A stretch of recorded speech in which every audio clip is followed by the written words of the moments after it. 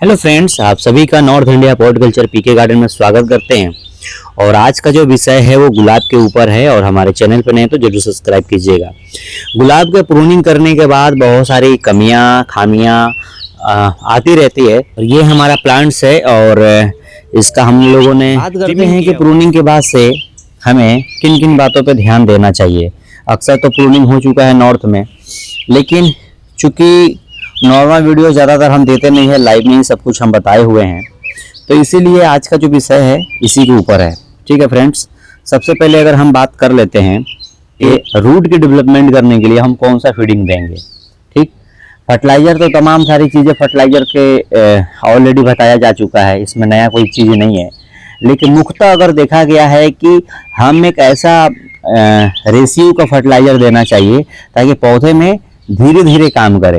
पौधे को तेज गति से बड़ा करना ही एक महत्वपूर्ण विषय नहीं हो जाता है, धीरे धीरे हो और तेज गति के साथ किया जाता है, बट उस तरह से प्लांट्स होना चाहिए, रेडी होना चाहिए। ठीक, मॉइस्चर लेवल पे ध्यान देने से ही पौधे की पत्ती और रूट डेवलपमेंट और स्टेम की ग्रोथनेस ये सारा चीज़ निर्भर करता है। अभी हम बात कर लेते हैं कि थ्रिप्स की बहुत सारी समस्याएं लगती हैं, जो इस वेदर में, इस मौसम में थ्रिप्स की और माइट्स की तो उतनी परिचलन नहीं होता, लेकिन थ्रिप्स की बहुत ज़्यादा काम बढ़ जाता है। तो आपको अगर थ्रिप्स की निवारण करना है तो हमको केमिकल के तरफ ना जा करके हमको बायो की तरफ ध्यान देना होगा। जैसे कि अगर केमिकल की अगर हम पहले बात करते हैं, केमिकल में अगर आप देना चाहते हैं तो पिगासस का इस्तेमाल कर सकते हैं, जो सिंजेंटा बनाती है, बायो एम पावर, त्रिलोक और R303 ठीक दमन बनाती है। ये ऐसी प्रोडक्ट है जिससे आप थ्रिप्स पे निवारण पा सकते हैं। ठीक, अभी तो टाटा भी बनाती है, 1500-1600 रुपए के बहुत सारी दवा ही है जो डेवलपमेंट कराता है और करता रहता है, तो वो अलग मैटर है, वो अलग विषय हो जाता है। लेकिन हम लोगों को फिलहाल में अभी ज़्यादातर हम लोग केमिकल की बात करते हैं। ठीक, ये हमारा एक डब्बे में जो हम दिखाए हुए थे पहले से ही, द एडवांस व्हाइट वुड की फीडिंग है। ठीक, ये जो है हम इस प्लांट्स पे प्रॉपर तरीका से हम दिए हुए हैं शेड्यूल के हिसाब से। ठीक, इसको जो है हमें लगभग हफ्ते में एक बार जो है सूखा जो है ज़रूर देना चाहिए, ड्राइनेस ज़रूर देना चाहिए, लेकिन ये सोच के और समझ करके ही देना चाहिए। ठीक, अब ऐसा नहीं है कि इसको पूरा जो है हम कर दें। ये लगभग हमारा इतने जो है 1 ग्राम के आसपास में होगा, 1 ग्राम से ज़्यादा ही होगा। इसको जो है हमको पॉट पे अपना स्प्रिंकल कर देना चाहिए, तो भी ये बहुत अच्छा काम करेगा। नहीं तो पानी में, तो हफ्ते में तो जो देना है वो पानी में घोल के ही देना है। ठीक, ऐसे जो है हमको साइड साइड से स्प्रिंकल जो है कर देना चाहिए। आपके हाथ में पोटेशियम नाइट्रेट होने की वजह से ये गर्म काम करता है, इतना बहुत है। इसके बाद से हमको पानी दे देना चाहिए, और पानी कभी भी देना चाहिए तो साइड साइड से देना चाहिए, फीडर रूट यहीं पर डेवलपमेंट होता है। ठीक, ये चीज़ है। इसमें मॉइस्चर ज़्यादा है, जैसे ड्राइनेस होगा तो हम इसको दे देंगे, वैसे पानी देना अति आवश्यक है फीडिंग देने के बाद। ये टेक्निक अपनाने से क्या फ़ायदा होता है कि आपका जो रूट की ग्रोथ है और जो जिसकी जो डोजेज है, ठीक, ये क्वांटिटी जो होती है वो फुल फ्लेश में पौधे को जड़ तक मिलता है और तेज गति के साथ काम करता है। पानी मिल जाने से उसकी थोड़ी सी पावर को कम कर दिया जाता है, लेकिन हफ्ते में एक बार ड्राइनेस देने से बहुत अच्छा काम करता है। ठीक, और ये फर्टिलाइजर में क्या क्या हमने मिक्स किया है, अब पहला यूट्यूब हम है, जो डालते हैं वही हम लोगों को भी सिखाने की कोशिश करते हैं, ताकि हमारे साथ साथ सबका पौधा भी ग्रोथ करे, अपना धीरे धीरे अपना चलता रहे। अभी हमारे प्लांट्स की प्रूनिंग हो रखी है, ये दूसरी बार प्रूनिंग हो रखी थी। कुछ 2-4 दिन पहले जो है अपने हनुमान जी महाराज जो आकर के कार्यक्रम कर दिए, तो उनके अंदर जो दांत के अंदर ना एक तरह का एक फंगस पाया जाता है। वो अगर कोई भी पेड़ पौधा अगर कट कर देता है आकर के, या मतलब दांत लगा देता है, तो उससे बहुत ज़्यादा मतलब ग्रोथ में ही रुक जाता है। तो हमको मजबूरन जो है सारे का फिर से जो है हमको रीप्रूनिंग करना पड़ा दोबारा। तो इसलिए कोई चिंता करने वाली बात नहीं है। और अपना चूँकि पौधा, बहुत सारे पौधे मेरे नए हैं, तो धीरे धीरे अपना वो स्लोली अपना होता रहेगा। और मेरे यहाँ ठंड भी ज़्यादा गिरता है तो थोड़ी सी ग्रोथ भी रुक जाती है। प्रॉपर सनलाइट होना ज़रूरी है। तो इस फीडिंग के बारे में हम बात करते हैं कि इस फीडिंग में हमने क्या क्या दिया है। इस फीडिंग में हमने अपना बार एक्सेट दिया है, 7.1 ग्राम हमने मिक्स जो बनाया है। और ये जो है 5234 जो है 05234 NPK जो आता है अपर्णा, वो हमने इसमें 3 ग्राम डाला है। और 13045 यानी पोटेशियम नाइट्रेट 1 ग्राम डाला है। ये तीनों को मिक्स करके हमने बनाया है। और ये फीडिंग प्रूनिंग के बाद अहम रोल निभाता है, क्योंकि इसका जो pH वैल्यू है 10 लीटर पानी में, ये फीडिंग जो है 12 लीटर का खाना है, ये 10 लीटर पानी में पूरे 12 ग्राम पड़ेगा।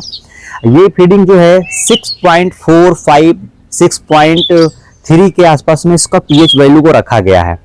इससे दे देने से ये जो प्रूनिंग के बाद जो pH मैनेजमेंट का एक जो इशू आता है, इसको देख करके काम किया गया। लगभग ये 3 दिन के बाद ये फीडिंग जो है स्टार्ट कर देता है, इसकी सिम्टम दिखने लगती है, इसकी ग्रोथ की थिकनेस और ब्लाइंड वगैरह की जो समस्याएं होती है वो थोड़ी सी इसमें कम देखने को मिलता है, ताकि इसमें पोटाश होने की वजह से रूट की भी चलन बहुत अच्छा होता है और एक बराबर ग्रोथ आपको मिलता है। और फोलिएज और अपना फोलिएज की जो क्वालिटी होती है वो भी बहुत अच्छा इसमें डेवलपमेंट होता है। और रूट जो है फीडर रूट बहुत जल्दी आता है इससे। तो ये होता है फ्लावरिंग लाने के टेक्निक पे भी एक काम होता है। लेकिन एक बात जान जाइए, अगर फ्लावर लाने के एक टेक्निक पे अगर हो तो आप मॉइस्चर लेवल को, पानी को अगर आप नहीं समझ पाएंगे, नहीं दे पाएंगे, तो ये बहुत बड़ा इशू का कारण बनता है। इसलिए आपको जो है इस तरह से ध्यान देना होगा। इसीलिए मैंने ड्राइनेस दिया कि आप मॉइस्चर लेवल ऐसे आप देंगे तो आप नहीं कर पाएंगे, लेकिन ड्राई दे देंगे तो ड्राई देने से फायदा ये होता है कि आप मॉइस्चर लेवल को सही से समझ सकते हैं, सही से कर सकते हैं। तो ये सब सारी चीजें होता रहता है। ठीक है फ्रेंड्स, तो ऐसे करके कर लीजिए। अब एक और बात है, हमको माइक्रोन्यूट्रिएंट भी एक बहुत बड़ा इशू होता है जो देना होता है। ठीक है, माइक्रोन्यूट्रिएंट अगर आपको देना है, ठीक, तो आपको बहुत संयम से काम करना पड़ेगा। माइक्रोन्यूट्रिएंट का वैल्यू तब बढ़ जाता है जब फ्लावर लेने की काम करना होता है। माइक्रोन्यूट्रिएंट वो पार्ट निभाता है जो हमारे पूरे रूट और पौधे को ग्रोथ करने के लिए, जैसे कि हमको विटामिन की ज़रूरत होती है, पौधे को भी विटामिन की ज़रूरत होती है, ठीक, प्रोटीन की ज़रूरत होती है, तो सेम वैसे ही हमको एक iron, boron, magnesium, zinc, copper, एक तरह का रेक्सोलिन का इस्तेमाल आप माइक्रोन्यूट्रिएंट में कर सकते हैं, या एग्रोमिनी मैक्स भी आप कर सकते हैं। अब आप बोलेंगे सर इस खाने के साथ हम उसको मिला देंगे तो कैसा रहेगा? इस खाने के साथ मत मिलाइएगा, आप अलग से दीजिएगा। कोई मतलब जल्दीबाजी नहीं करना है। इससे फायदा ये होगा, इसकी माइक्रोन्यूट्रिएंट की जो pH वैल्यू होता है बहुत नीचे रहता है, तो रूट आपका रोक देता है। और रूट की जो ग्रोथ होती है तो थोड़ी सी हमको आइडियल pH पे ही रखना पड़ता है। तो ये जो है फीडिंग बहुत समझ से इसको बनाया गया, डेवलप किया गया, और ये बहुत दिनों से इस फीडिंग को बार बार बताया जाता है। और ऐसा नहीं है कि बहुत सारे फीडिंग को बता करके कोई फायदा नहीं है। आपने देखा होगा कि हम एक एक फीडिंग अलग अलग शेड्यूल पे हमने बनाया, और शेड्यूल जो है हमारा ही लाया हुआ है गुलाब कल्चर में, और शेड्यूल से हम थोड़ा सा साइड हो गए। साइड इसलिए हो गए कि अब लोग जो है शेड्यूल को कॉपी करना चालू कर दिए, तो इसीलिए हम थोड़ा सा अपना सिस्टम को थोड़ा सा चेंज कर दिए। तो ये सब सारी चीज़ें हैं, आप धीरे धीरे चीज़ों को करिए। और ब्लाइंड की लोगों को समस्या है तो ब्लाइंड गुलाब है तो ब्लाइंड आएगा ही आएगा, ऐसा नहीं कि ब्लाइंड नहीं आएगा। ऊपर बैलेंस, जो भी कुछ ऊपर बैलेंस होगा थोड़ी बहुत, तो ब्लाइंड आना तय है। ठीक है, लोग सरसों खली वगैरह भी इस समय देते रहते हैं, तो हम यही आग्रह शुरू से ही किए हैं और आज भी कर रहे हैं यही आग्रह कि पहले सरसों खली को समझिए, कैसे देना है, क्या देना है, आपका सरसों खली लाइक पौधा बना है नहीं बना है, आप फिर देन उस पर काम करिए। सरसों खली जितना ही अच्छा है उतना ही बुरा है। और बिगनर जो हैं, जो 6 महीने के अंदर का जो प्लांट है, कृपया करके वो लोग सरसों खली का इस्तेमाल ना करें। देख करके सारी चीज़ आप नहीं कर पाएंगे। सरसों खली एक बहुत ही हाई पावर एसिड छोड़ता है, उसको आप संभाल नहीं पाइएगा। तो इसलिए ज़रूरी नहीं है कि हम सरसों खली आज दे देंगे तो मेरा पौधा जो है एकदम 10 फीट का बड़ा हो जाएगा, ऐसा नहीं है। सरसों खली का इस्तेमाल आप करिएगा, पौधे को जैसे रेडी कर लीजिए, ठीक है। और सरसों खली देने के बाद पानी को नहीं देना होता है। बहुत सारी टेक्निक चीज़ है, वो जितना ही सड़ेगा, जितना ही पानी गीला गीला रहेगा, उतना ही रूट को खराब करेगा, और यही कारण है कि पत्ता पीला हो जाता है। जैसे कि पहले हमारा वीडियो में देखे थे, दिखाने के लिए हमने किया था, उसको भी बहुत सारी कमी आ जाता है सरसों खली देने के बाद, बहुत सारी डिफिशियंसी मारता है। तो जो बिगनर है वो ना दें, बाकी जो एक्सपर्ट लोग हैं वो उनको दे सकते हैं, वो कर सकते हैं। सरसों खली वगैरह ये सब जो भी प्रोडक्ट आता है वो खेतों के लिए है, ना कि पॉट कल्चर के लिए है। लेकिन लोग पॉट कल्चर में उसको आजमा कर ट्राई करते हैं क्योंकि उसमें बहुत सारे बैक्टीरिया वगैरह देखने को मिलता है। तो आई होप कि फ्रेंड्स वीडियो आपको पसंद आया होगा। वीडियो कैसा लगा जरूर बताइएगा और हमारे चैनल पर सब्सक्राइब कीजिएगा। मिलते हैं नेक्स्ट वीडियो में, तब तक के लिए बाय फ्रेंड्स।